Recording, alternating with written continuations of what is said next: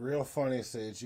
You got fucking jokes tonight, because if you're just gonna come on here and bust my balls by saying finally, when I show up 35, 37 minutes early, I don't want to hear it, man.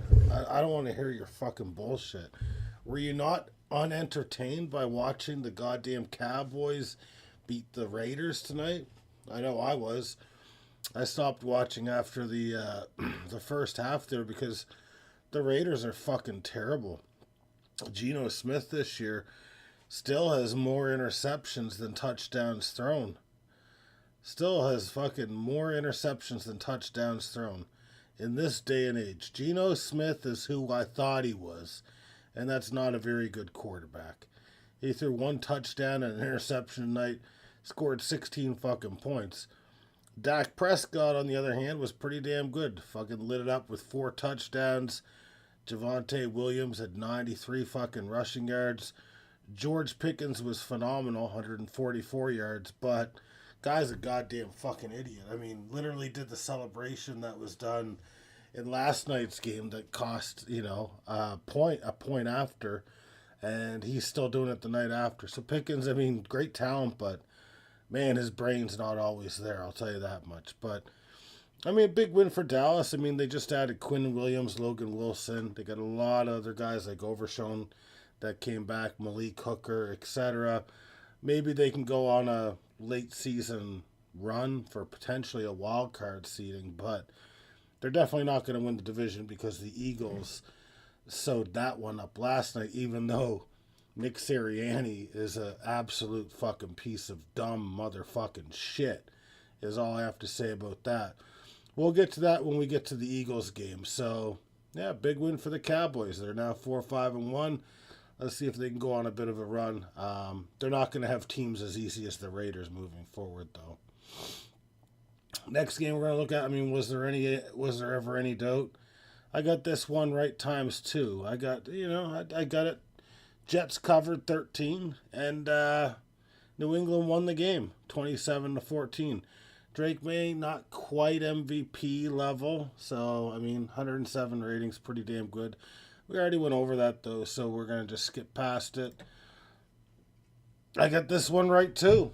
I said Miami would cover 2.5, and that they'd win the game, obviously, but they had to do it in overtime, so it was not as close as, as I expected it to be. They improved to 4-7. I think they've won 3 out of their last 4 or something like that. So they're on a bit of a run. I'm not sure where the offense came from. Tua didn't throw a point or throw a touchdown. They didn't have a rushing touchdown from Devin Arcane, although he did rush for 120 yards. Hate these morning games, but Commanders 3-8, Miami 4-7. Commanders kind of back down to reality this year, and I don't even think it matters if Jaden Daniels is playing or not. They're not a very good team. This one was very interesting for me. This was a must-win for the Pittsburgh Steelers, in my humble opinion. They did trounce the Cincinnati Bengals 34-12. What was interesting, though, I mean, Rodgers obviously hurt his wrist, wanted to come back. His non-throwing wrist. Had 106 rating. But Mason Rudolph came in relief and put up 118.5 rating. So good on them for taking care of business in a game where they really should have. This is, I mean, we'll get to the fantasy stuff at the end here, but the Jacksonville Jaguars just blew the fuck. I don't even know what to say right now, because I'm literally thinking about Justin Herbert and how pathetic he fucking was. 10 for 18, throwing the ball. 4.5 per fucking throw. Fucking took 2 sacks, threw an interception. I think he had a fucking fumble, too. No fumble, but he scored me 4 fucking fantasy points. That's all you need to know about this game. Trevor Lawrence wasn't even that great, had an 80 rating, and they still kicked the shit out of them fucking 35-16. Just fucking unbelievable. Jaguars 6-4, Chargers 7-4. So they're still in the fight, but I will promise you that I will be dropping Justin Herbert tonight, because if you think about it, I had all the right answers I had Drake May, I had Dak Prescott, and instead I trusted Justin Herbert to be my guy, and guess what? He just flipped me the bird. This nerd doesn't even know what a fucking donair is. I keep telling him at every fucking weekly huddle to eat more donairs. This guy's eating fucking Beyond Meat donairs. This guy's a fucking joke. And the fucking Chargers, their ship is fucking sinking. You heard it here first. Next game, I got wrong. I did get it wrong. I thought that the Bucks would keep it a little closer. They got blown out somewhat. I mean, it was close until the fourth quarter. Guess you could say it was close until it wasn't. They lost 44-32 against the Buffalo Bills. Their record is now 6-4. Buffalo 7-3. I gotta say one thing. Look out, Tampa, because Carolina, they're 6-5. They've won, 5 out of their last 6 or something like that, or 5 out of their last 7. Carolina's looking formidable. I believe that Bryce Young threw for 448 yards this week with 3 touchdowns. So Carolina's looking like a legitimate team. Makes me feel a little bit better about the Packers losing to them. But Josh Allen on the day, 317 yards, 3 touchdowns, 2 interceptions, 10.6 yards per throw. I mean, very good except for the turnovers. You got to do a little bit better than that, in my opinion. He's not going to win the MVP this year. And Baker Mayfield, 173 yards, 1 touchdown, 1 interception. Nah. Sean Tucker, though, he played a hell of a game. 2 touchdowns, 106 yards. I don't know who had him in fantasy because he's not a fantasy player, but big day for Sean Tucker rushing the ball there. And this is the one that's hilarious. Now, this will not stand up by the end of the year. I do promise you that. The Chicago Bears have been a nice little surprise. They won 19-17 against the Minnesota Vikings. So the Bears are now 7-3. Vikings are 4-6. And the Bears are currently number 1 atop the NFC North. It's not going to sustain. They're not going to win the division. I can promise you that. How they win a game with Caleb Williams having a 68.9 passer rating is beyond me. DeAndre Swift was good. They ran the ball very well. But holy fuck, man. You got to be kidding me. The Bears are like fucking top of the division right now through 11 fucking weeks. I believe they're probably on a bye week this week. Because I think this must be the last week for buys unless they want to fuck up fantasy playoffs. That's for sure. Tennessee covered. I said Tennessee would not cover the 7-point spread. I do believe. I could be wrong. Maybe I said they did. Sage, you'll have to fact check me. Go back, watch the tape. Let me know if I said they'd cover. They didn't cover. They lost 16-13. Close game. Cam Ward didn't really do much. 194 yards with a touchdown. But they fall to 1-9, which I know Sage is certainly happy about. Especially with the Las Vegas Raiders with 35-year-old Geno Smith. You're going to be looking at potentially trading that pick to Vegas, I think. Because I think that Tennessee is going to finish last in the league. And you want to pick up those picks, man. But we'll get into that towards later in the year. I don't know. Davis Mills was okay. Threw a touchdown. I don't think anyone was really remarkable in this game. It looks like the Tennessee Titans had no ability to rush the ball whatsoever. 58 yards on 17 carries. Not going to get the job done. But that's kind of what Sage is hoping for right now, I do think. I think, Sage, am I wrong? This is what you guys are hoping for. You think you got your quarterback in place. Now, finish last place and, pick up some draft capital, which I think is what you guys are going to do. I really think you guys are trading out of that number 1 slot if this quarterback draft class is supposed to be as good as they say it is. And even if it's not, people trade up for number 1s all the time, So, for quarterbacks all the time, number 1. So, just lose. Sage wants to run the table the opposite way. So, I guess we'll say none the table. Sage wants to none the table the rest of the way. So, he wants to go 0-7 down the stretch. And you know what?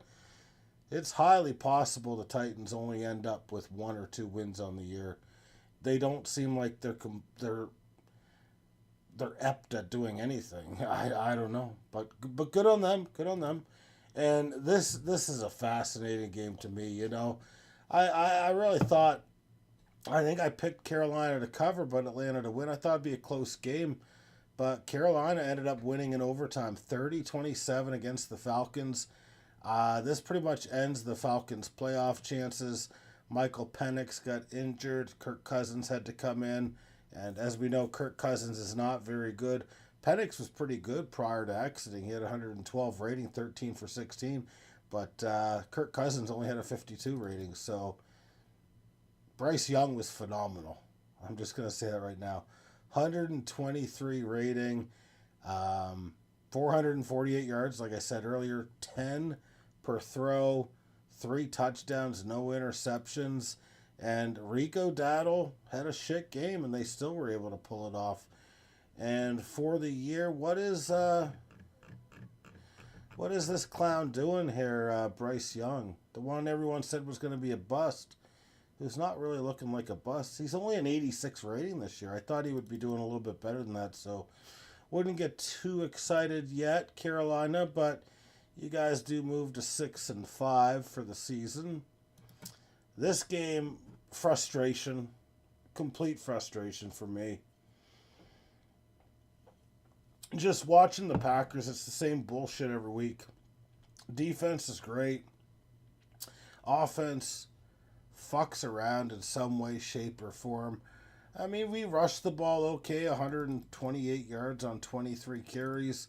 We had 6 drops, though. So, despite the 6 drops, I mean, Jordan Love still put up 105 rating, and Malik Willis was 2 for 2 with a touchdown as well. But this is another game where we should have won by 3 fucking scores. But we keep fucking dropping the fucking ball. We've been the fucking leaders the last 3, 4, 5 years for dropping the fucking ball. We've got talent at wide receiver, but we don't know how to secure a fucking catch. It's getting a little frustrating. It's getting a little frustrating to me. But it is what it is. Packers moved to 6-3-1. They got the Vikings coming up. To me, that's a must-win. Got to go 7-3-1. Giants, tough team, fall to 2-9. Jameis Winston probably should have had 3 picks on the day. Got a little lucky. Ended up with only 1. I'm just happy we got the win, but we need to make sure we take care of business next week against the Vikings. I swear to fucking God. I remember a few days ago when I said the Los Angeles Rams would beat the Seattle Seahawks 21-20.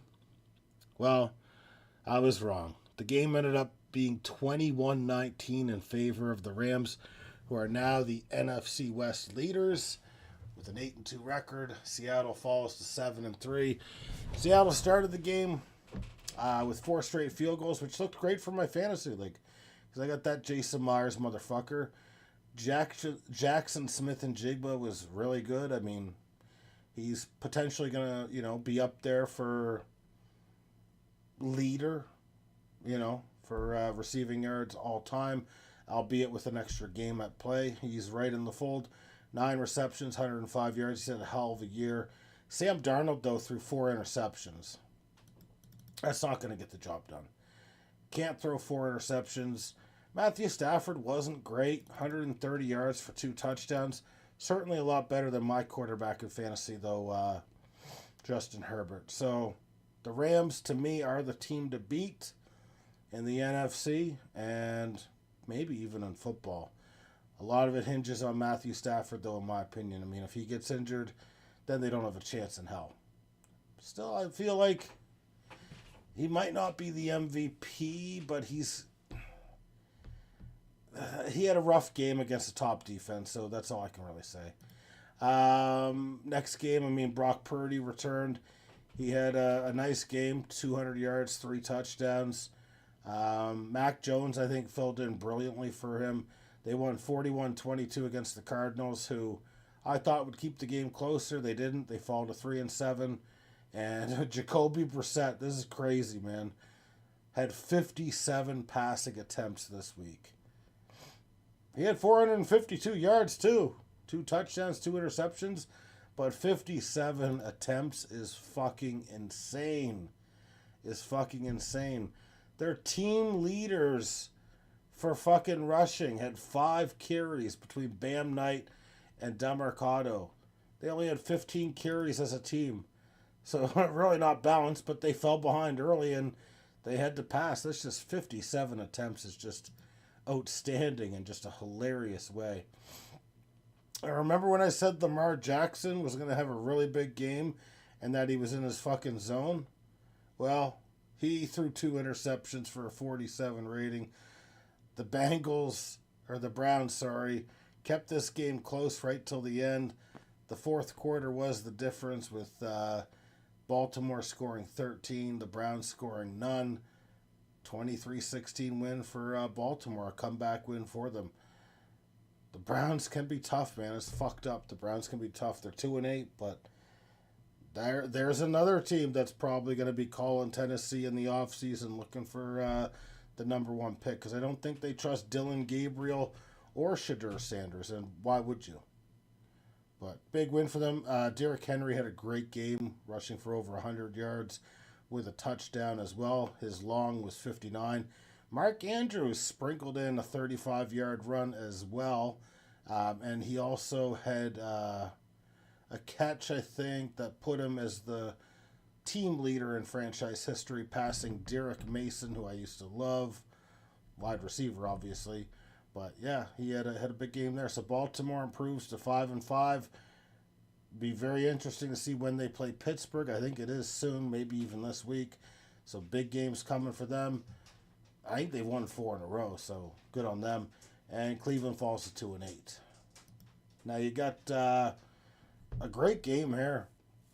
You know, I thought Kansas City should have been the underdog on the road against the Broncos, who were 8-2. But the Broncos, I mean, they're showing they can play in the fourth quarter. They have like a plus 65 point differential in the fourth quarter, but only a +2 in the first 3 quarters. Took care of business. They had a walk-off field goal by Will Lutz. They won 22-19. The Chiefs fall to 5-5. Chiefs still in, they still have playoff aspirations, but there's no chance in hell that the Chiefs are going to win that division, having lost already to both the Chargers in week 1 and now the Broncos in week 11. So Patrick Mahomes, 1 touchdown, 1 interception, 79.5 rating. I love how this little bitch was calling for a face mask on a sack before, turning the ball over on possessions. Well, they kicked it, whatever. But he was calling for a face mask on a play that clearly was not a face mask. He just got tackled. They grabbed him by his fucking jersey and he wanted a fucking face mask call. I can't stand it. Bo Nix was okay, 295 yards, pretty good in terms of his average 8, but no touchdowns, no interceptions. R.J. Harvey didn't run the ball well, neither did the Broncos, but this defense can fucking play, man. This defense is, if not the best in football, among the best in football for sure.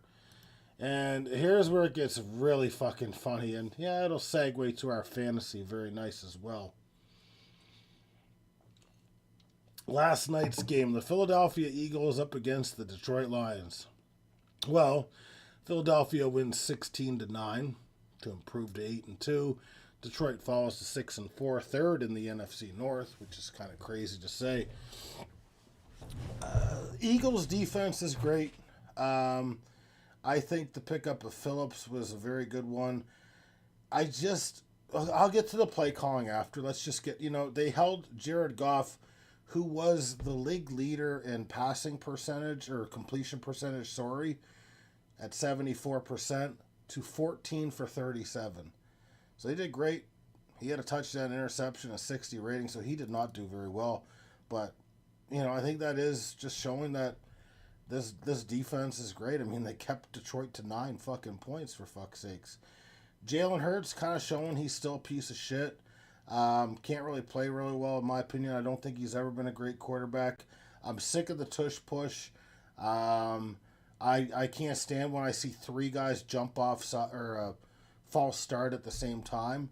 And it's just over and over. They need to get rid of it. It's not a fun play to watch. It's not an easy play to officiate, obviously. Just get it out of football. He had 135 yards. Saquon Barkley, I mean, he had 83 rushing yards, but he had 26 carries. It was only 3.2 yards per carry. A.J. Brown was their leader in terms of yards. He had 49 on 7 receptions. But what really gets me, not to be lost, though, was Jahmyr Gibbs for Detroit. The only player that really showed up for Detroit outside of maybe Jamison Williams, who had that big 40-yard touchdown reception, was Jahmyr Gibbs, who, receiving the ball, had 107 yards out of the backfield. Running the ball, not as good, 12 carries, 39 yards. But when you're up by, what were they up by? They were up 16-6 with less than 3 minutes left in the fourth quarter. And it's a 4th and 1 at your own 29. Okay. Why aren't you kicking that ball away? Sage, if you think I'm wrong in this approach, please let me know. Please, is this Madden football that we're playing right now? You're at your own 29, 4th and 1. Your defense has kept these guys to 6 points. You're up by 10. You kick that ball away. You get it at the other 30-yard line or whatever. Make them drive downfield and then burn a bunch of clock. Instead, you go for it on 4th and 1. Do your stupid fucking tush-push bullshit. And you get stuffed. And you're stuffed by a fucking mile. How does this make any sense whatsoever? It makes no sense at all. You basically spotted them a field goal. And then you got that dumbass Dan Campbell lining up like he wants to go for it on a 4th and 5 when he's got the field goal. And then Philly calls a timeout.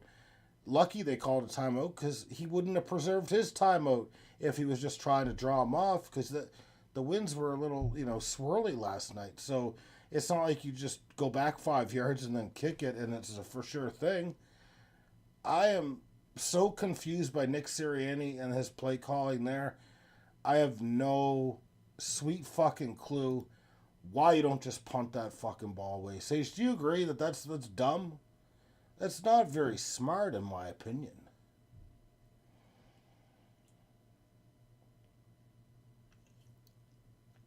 I don't understand. I don't understand. And then Detroit, they're so aggressive on 4th downs that I don't understand it sometimes. A lot of those 4th downs made sense. But Dan Campbell needs to learn. Sometimes you need to punt a ball. Sometimes you need to kick a field goal. Etc., etc.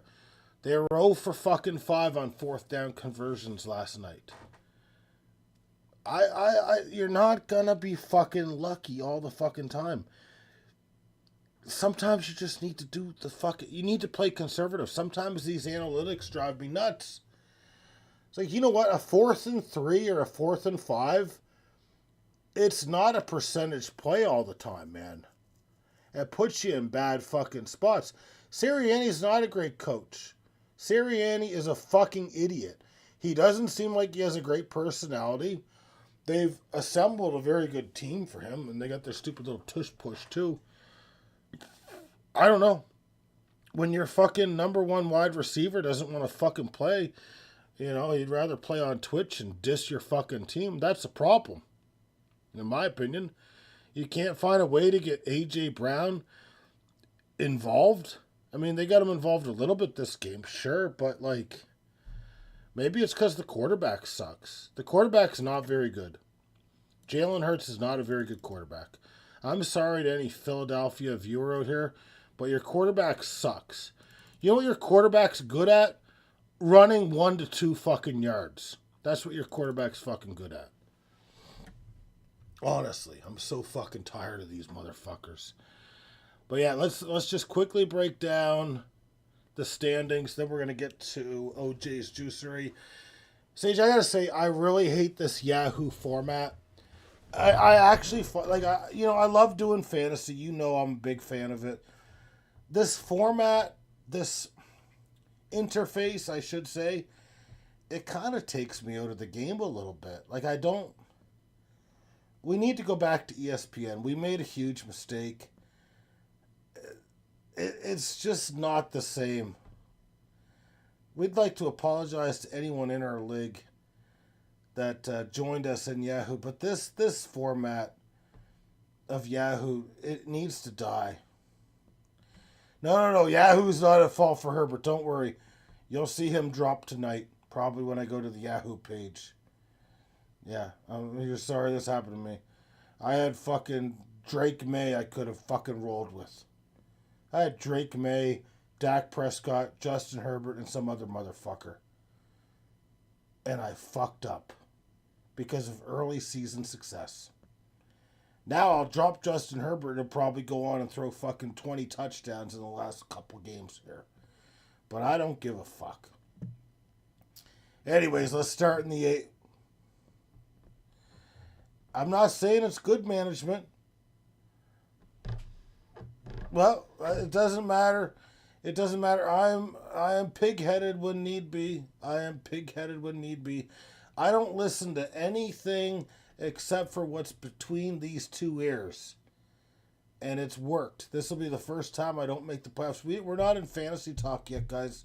Please, reserve your comments for fantasy time. I'm so sick of your guys' shit. I just wish you guys would burn in fucking hell. With all due respect, okay? Anyways, let's take a quick peek. Don't fuck with me, Sage, with those goddamn whale fucking emojis. I swear to God, I'll fucking come up to Kingston and slap you across the fucking face. Yeah, go play your fucking wallpaper engine game, you son of a fucking bitch. Yeah, more fucking whale emojis. Yeah, oh yeah. Real funny, yeah. You guys, do you know what it's like to keep sending whales? Do you know what it's like to lose your wrench and to be banned from the channel? I don't have any problem banning anyone. I'll fucking do it. I'll fucking put 2 wrenches on my fucking shoulders and I'll take care of business myself the way it should be. And then I'll listen, instead of what's between my 2 ears, I'll listen to what's between my 2 wrenches. And fuck you. You know, fuck you, man. Better than missing the fantasy playoffs, you fucking assholes. Fucking. Sorry. Alright, let's get to the standings here. So in the AFC, you still got New England, 2-game lead over the Buffalo Bills with a 9-2 record. Obviously, you got Miami and New York in 3rd and 4th place with 4 and 2 wins respectively. Sorry. You got Pittsburgh clinging to a division lead right now with a 6-4 record. Things are going to change, though. I think Baltimore is going to leapfrog them very soon with a 5-5 record. Bengals obviously eliminated, much like the Dolphins and Jets. Browns are going to be eliminated at a 2-8 record. Then it gets a little bit more interesting in the AFC South. Obviously, the bottom feeder there is the Tennessee Titans, 1-9. They're obviously eliminated. That's just the way it is. And Colts 8-2, Jacksonville 6-4, and Houston 5-5. It's funny that Houston, isn't doing better given how good their defense is. Has only led 163 points. If CJ Stroud's able to play good whenever he returns, they should be able to potentially win the division or at least finish second. I think they'll finish second, but Stroud's not that good. Then, of course, you got the best record in football, Denver, in the AFC West, 9-2, Chargers 7-4. Weird to say it, but the Kansas City Chiefs firmly in 3rd place in that division, 5-5. And the lowly Las Vegas Raiders at 2 wins and 8 losses, I think now. Then in the NFC, you're not really going to see that there's going to be any competition in the NFC least. You've got the Eagles, 8-2. Great defense. Pretty good defense. Not as good as some of the other defenses I just named above there, but a very good defense. And I think they're kind of coming into their own a little bit, too. Offensively, don't trust them. They are 8-2. Dallas is second place in that division, 4-5-1. Don't think Dallas has enough in them to leapfrog them at all. So Eagles will win that division. Commanders and Giants with 3 and 2 wins respectively. Don't really think they're going to be able to make any noise, even if Jaden Daniels comes back for the Commanders there. NFC North, wide open right now. Like I said, the Chicago Bears with a negative 6 point differential are the leaders at 7-3. Packers second place, 6-3-1. Third place, Detroit Lions, 6-4. Minnesota Vikings last place, 4-6. So I still think it's the Packers or the Lions division to win. I really do. Packers really need to win next week against Minnesota, and then they do play Detroit after that. So, I mean, I feel like if the Packers can win their next two, they're in prime shape. But I would just you need to beat the Vikings at the very least, at the very fucking least. NFC South, I mean, 2 doors are closed in my opinion with the Falcons losing. They're only a 3-win team. New Orleans only a 2-win team, so the door's shut on them. But Tampa Bay 6-4, first place in that division. Carolina 6-5. I really like Tampa to win this division. Tampa's got more talent. They're banged up right now. Carolina's kind of still a swing and a miss sort of thing. Bryce Young's still very inconsistent as well. I'm impressed. You know, they only had 5 wins last year. They're at 6 now. You know, they might be able to finish with 8 or 9 wins, but that's still, they're not going to win the division. Tampa Bay Bucks are battle tested, and they're a team that still scares me if they get to the playoffs as well. NFC West, I think you do have to start saying this is maybe the best division outside of maybe the NFC North or the AFC West. I think those are probably other divisions you'd liken them to, but I mean, the Rams are scary. Great defense, great offense, 8-2. They've obviously got Devontae Adams, Puka Nacua, Kyron Williams, a great defense, you know, Jared Verse, bunch of other motherfuckers as well. Gonna be tough to beat them, honestly.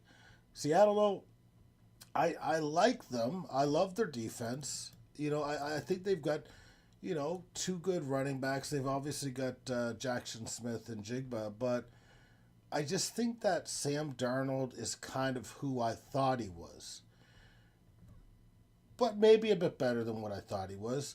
He can make big plays for you, absolutely, but he's too susceptible to turnovers. I mean, 4 interceptions this week.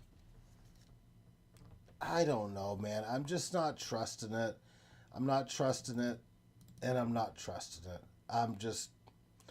They're a good team. They might get fucking jumped by San Francisco, who's 7-4 with Brock Purdy coming back, starting to get a little healthy as well. They're 7-4, like I just said, and Arizona 3-7. So I don't know. I think Rams win the division.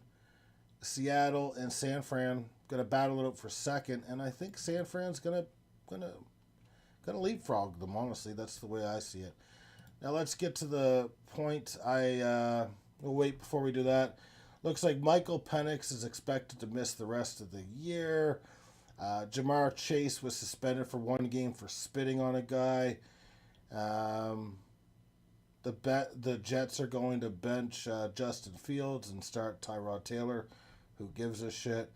Looks like the reason why Abdul Carter did not start against the Packers, they did bring him in, was because he slept during a workout, and the Commanders cut Matt Gay after 2 missed kicks in their loss. You can cut Matt Gay all you want. You should have did it 4 weeks ago when I said to, but good move there. But yeah, kind of fucking hilarious that Abdul Carter's sleeping during a workout. Maybe he could say he was just, you know, he was training too hard. He needed the rest, right?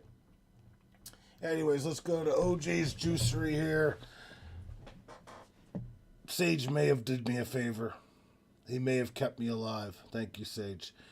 Anyways, Justin Herbert crushed my dreams, and I'm going to crush him.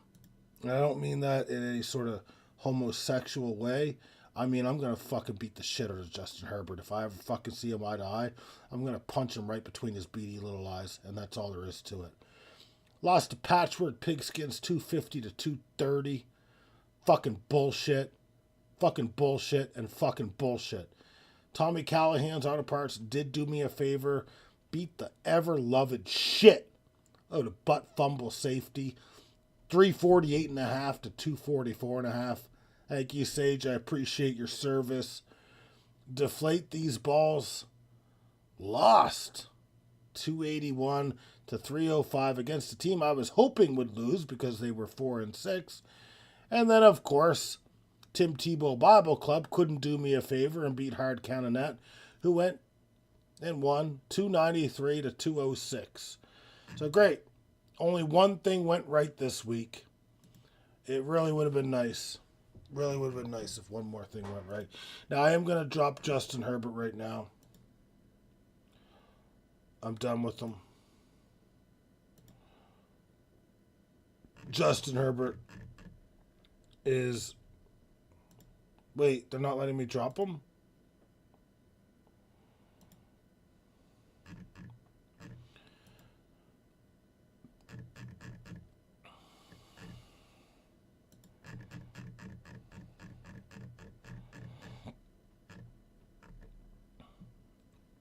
Sage, they're not letting me drop people.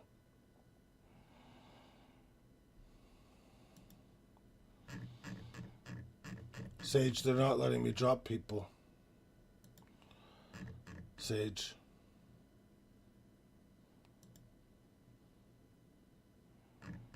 Oh, does it say that? Good. I'm dropping another motherfucker too. Bye-bye, Demercado. No, on my screen, honestly, Sage... Let me send you a screenshot, man. I don't know if it's because I use shit on a PC. Let me send you a screenshot in Discord.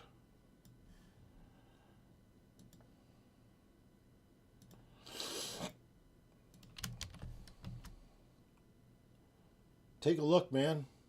Take a look. Reel it in. I should cut Montgomery, too. He fucked me.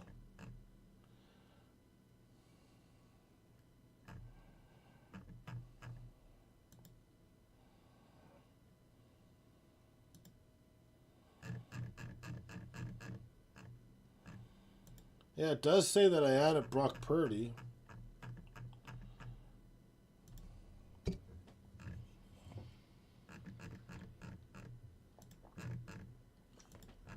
That's very bizarre, man. That's extremely fucking bizarre.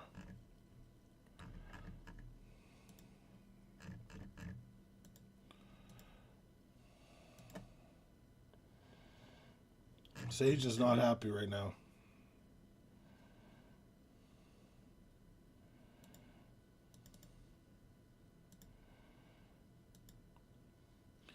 Yeah, no, this is weird. Please note, with none as setting for weekly waivers, players added on Monday will not appear on your current week's roster.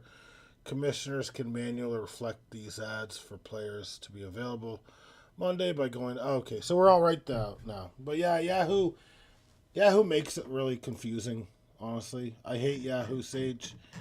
I'm very disappointed that you made me join this league and do it on the Yahoo platform because you thought that, earning a couple dollars from their sponsorship was worth it. It was not worth it, Sage. It was not worth it. I'd like to take a moment of silence for ESPN. They were good to us. They were great to us. We took them for granted. We called them out when we shouldn't have. Sage, I thought it was time for a change too. But we never again do this. I don't care, okay? You could talk me into it for Ohtani a little bit. Because they do Ohtani a little bit better than ESPN does. I will say that. Because, we've got the handshake agreement that whoever takes him first overall gets him first overall, right?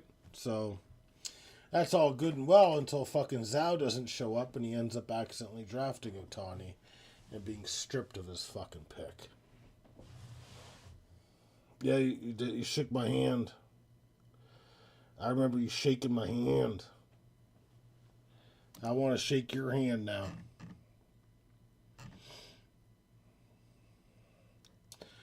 All right, so it's that time of night where, we've bitched about fucking Yahoo, we bitched about tonight's game, etc., etc. Are we doing a Bellotto run? I only have 3 more jokers to go. Do we do one Bellotto run, potentially 7 or 8 or more, and then call it a night? I'll defer to you guys. The Sage is saying, well, look at the time. Sage, this is generally when we start. Time to hit the dusty trail. Okay. Now we've got jokes. We're laughing at these things because they're funny. That more than the rest. Fuck you, Sage. All right. Well, I'll go listen to fucking Bob Dylan then. How's that sound? Listen to a little bit of Bob Dylan, and you can go fuck yourself.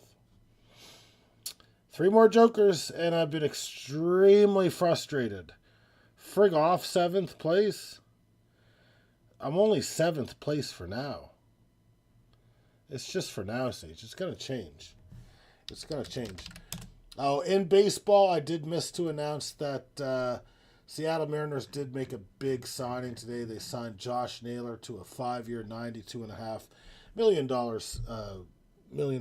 It wouldn't be an extension because he was an impending free agent, but that was their number one priority, and they did get the job done. So good on them for taking care of business there. Now, he's never going to steal 30 bases again. He had 22 in the previous 3 years combined. But, I mean, his bat's a bit inconsistent. Supposed to be a top 10 fantasy bat at first base next year, so they desperately needed to sign him. So good on the Mariners for getting him. I do want them to have a good year next year. Had a great year though. Had a really great year. Now I don't know what they're going to do with Eugenio Suarez. I'm not sure. He seems more like a short-term deal, in my opinion. But we'll see what happens. That's a good first building block there. His power is kind of inconsistent, but he's not a bad first baseman for the Mariners.